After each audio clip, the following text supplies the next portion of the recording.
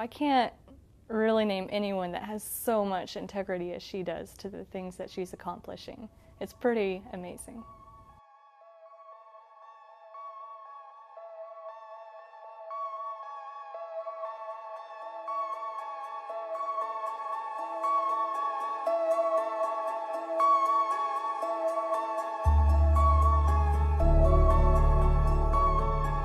Having Claire as a role model, just a strong woman in science and just so smart and so kind. It's just a huge confidence booster. Is that, hey, I could do that too, you know? That's possible, that's successful, that's what I want to do. I would characterize her as a pioneer in the field.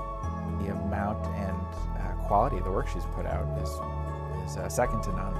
I know people who have a lot of tenacity.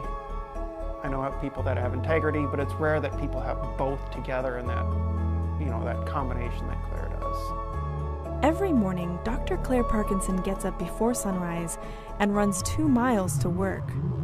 She hasn't missed a day in nearly 40 years.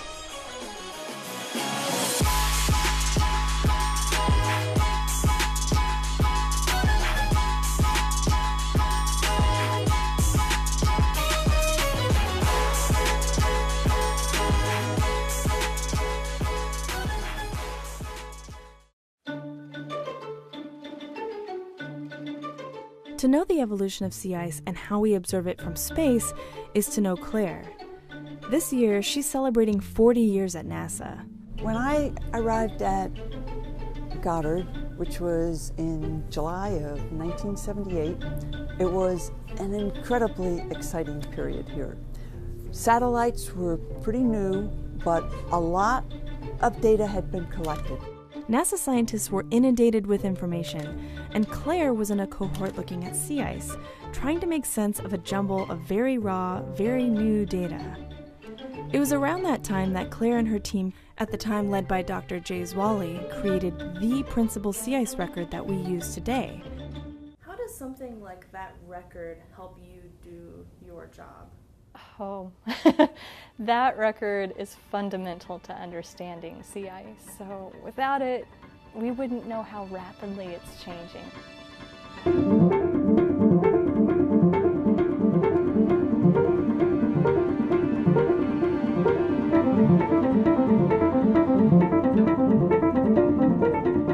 You may not realize it, but Claire's work studying the changing extent of the ice caps deeply affected our understanding of climate change, and relatedly, our understanding of how climate change affects life on Earth. One of the clearest signals for climate change that resonates with people has been this shrinking of the polar ice cap in the summer that we're able to see because of Claire's work. After we had a record that was about 15-20 years long, we started noticing that the extent of the ice in the Arctic was getting smaller over time. Sea ice is formed on the surface of the ocean, and therefore is made from seawater. The biggest concentration is in the Arctic, and it's also where the biggest loss in sea ice is occurring. Every year, NASA reports on the sea ice minimum and maximum extents. As expected, the data is concerning. By now, not only has this trend toward lesser ice continued, but it's even accelerated, so that now the decreases are greater than what they had been. These trends are deeply troubling, but one thing's for sure. Our awareness of shrinking sea ice extent due to climate change was propelled faster and further after Claire Parkinson arrived at NASA. I mean, she takes her job seriously, and the health and welfare of those instruments in space, yeah, she's on it. You know, it's one of the things you don't worry about because Claire's in the loop on these things. It's going to be fine. In science, we stand on the shoulders of giants, on the shoulders of those who explored before us. But then, some among us are giants.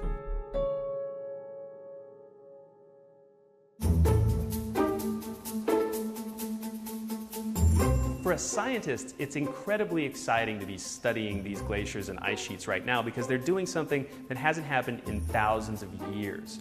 We're watching changes take place that haven't happened since the end of the last ice age.